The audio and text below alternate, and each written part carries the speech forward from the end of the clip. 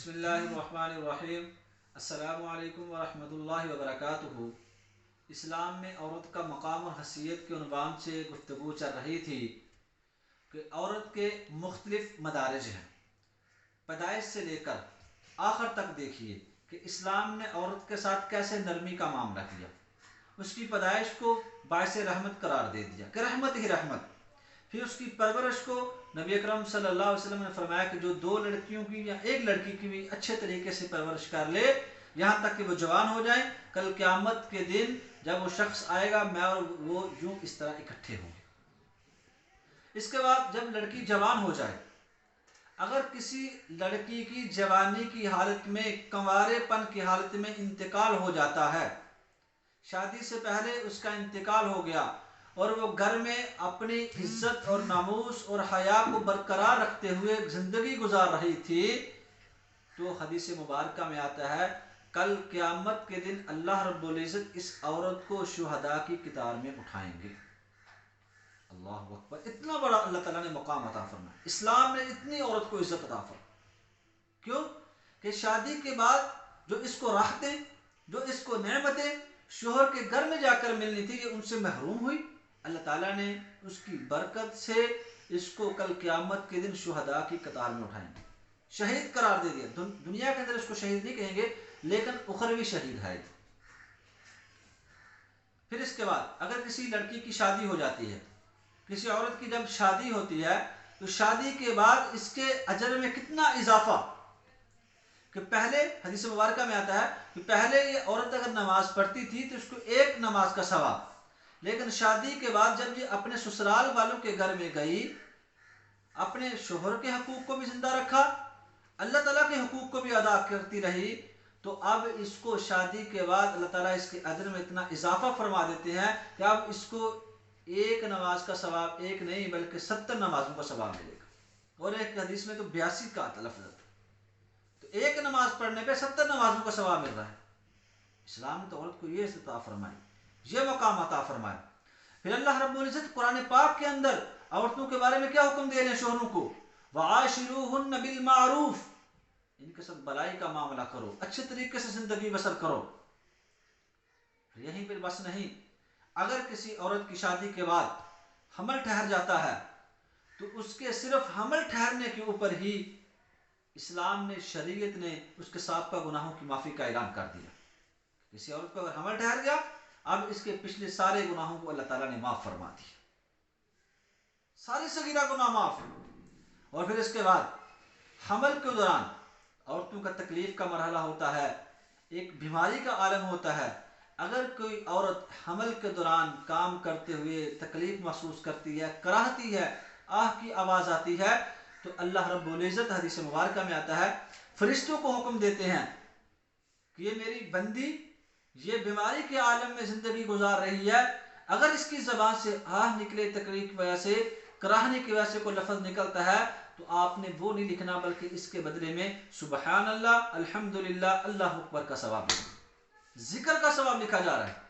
اتنی فضیلت، اتنی نرمی اسلام نے عورت کے ساتھ کی، اتنا مقام عطا فرمایا۔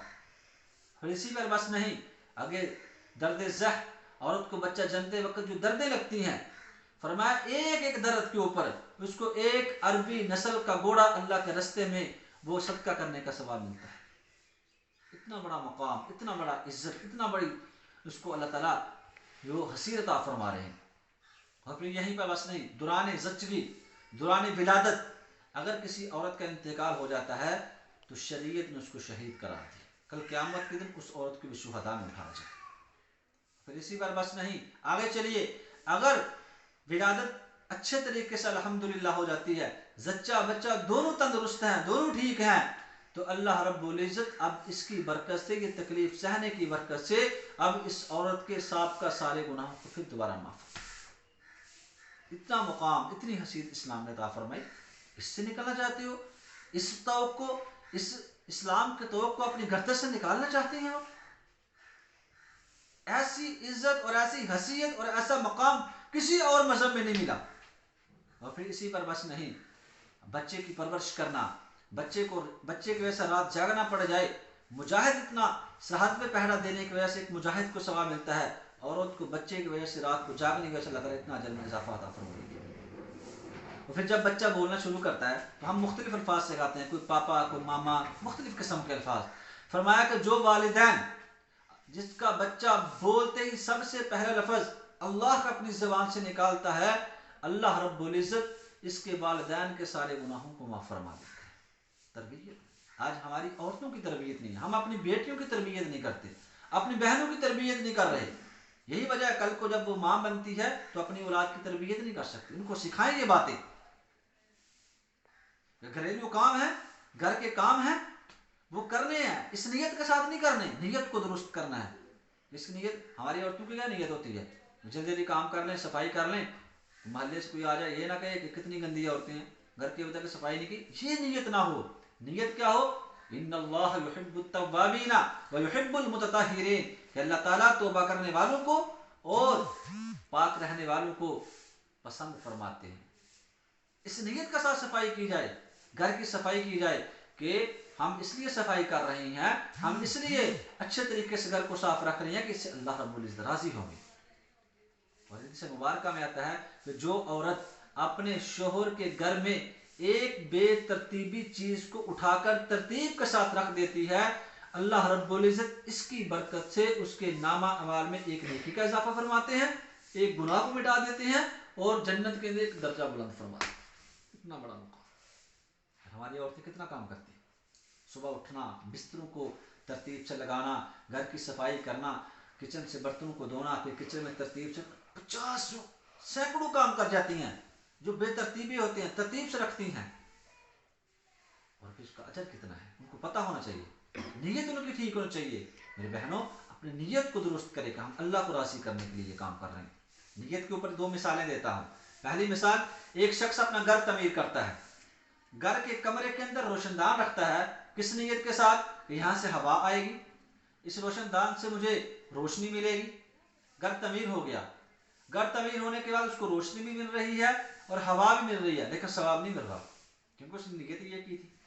لیکن اگر دوسرا شخص وہ کمرہ تیار کرتا ہے, گھر تعمیر کرتا ہے, روشن دان رکھنے کی باری آتی ہے, نیت یہ کر لے کہ میں یہ روشن دان اس لیے رکھ رہا ہوں کہ یہاں سے مجھے مسجد سے اذان کی آواز میرے کانوں تک پہنچے.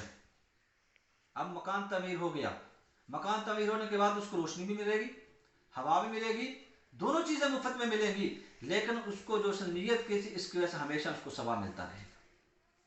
نیت کی وجہ سے اتنا بڑا اجر بڑھ جاتا ہے, اتنا عمل بڑھ جاتا ہے. مثال کے طور پر ہماری ماں بہن بیٹیاں گھر میں ہنڈیاں روزانہ پکاتی ہیں, ہنڈیاں پکا رہی ہیں, ہنڈیا کے اندر جتنا پانی ڈالنا ہے وہ ڈال دو, صرف ایک گھونٹ پانی اس نیت سے زیادہ ڈال لو کہ شاید اللہ کی طرف سے ہمارے ہاں کوئی مہمان آ جائے, میں اس لیے ڈال رہی ہوں. فرمایا اگر مہمان نہ بھی آئے تو اس کو مہمان نوازی کا ثواب مل جائے گا. اللہ اکبر. اور پھر اس کے بعد ایک گھونٹ پانی اس نیت سے ڈال لو, مہمان کی نیت بھی کر لو اور ساتھ کی نیت کر لو کہ میں ہمسایوں کے گھر میں, پڑوسیوں کے گھر میں تھوڑا سا سالن بھیجنا شاید پڑ جائے, ان کی ہاں ان کو ضرورت ہو, ان کے گھر دینا پڑ جائے, اس نیت سے پانی ڈال رہے ہیں, تو اللہ تعالیٰ اس نیت کے اوپر اس کو اجر و ثواب عطا فرمائے. تو ہم اپنی بیٹیوں کی, اپنی بہنوں کی تربیت کریں, کیونکہ کل کو انہوں نے ماں بننا ہے, آگے گھر کے اندر اپنے اولاد کی تربیت کرنی ہے. آج جب ہم ان کی تربیت کریں گے تو وہ اپنی اولاد کی تربیت کر سکیں گے. تو اپنی نیتوں کو درست کریں, نیت درست ہوگی تو اس کی وجہ سے بہت بڑے فائدے ہوتے ہیں. اس طرح شادی کے بعد عورتوں نے, خواتین نے میکے جانا ہوتا ہے, والدین کی زیارت کے لیے جانا چاہیے, لیکن اس میں بھی اپنی نیت کو بدل لیں, نیت درست کر لیں کہ کس لیے ہم جا رہی ہیں. والدین کو ملنے کی نیت سے نہیں, کس لیے ملنا ہے, اس لیے ملنے جا رہی ہیں کہ اس سے اللہ رب العزت خوش ہوتے ہیں, والدین کی زیارت کرنے سے اللہ راضی ہوتے ہیں. حدیث مبارکہ میں آتا ہے جو عورت اس نیت کے ساتھ اپنے والدین کی زیارت کے لیے جائے گی, اللہ رب العزت اس کے ایک ایک قدم کے بدلے میں اس کے 100 گناہ معاف فرمائیں گے, 100 اس کے درجات بلند فرمائیں گے اور 100 نیکیاں اس کے نامہ میں اضافہ فرمائیں گے. والدین کی زیارت بھی ہوگی, اللہ کو راضی کرنے کی نیت جب کر لی, زیارت بھی ہو جائے گی اور اتنا بڑا اجر بھی مل جائے گا ایک ایک قدم کے بدلے میں.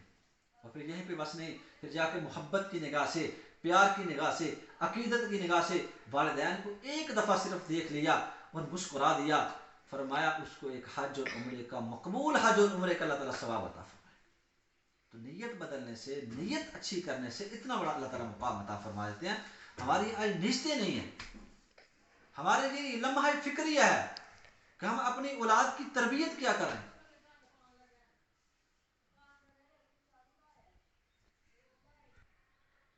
تو ہم اپنی اولاد کی تربیت کریں. اللہ تعالیٰ سے دعا ہے کہ اللہ رب العزت ہمیں اسلام کو سمجھنے کی اور اس پر عمل کرنے کی توفیق عطا فرمائے.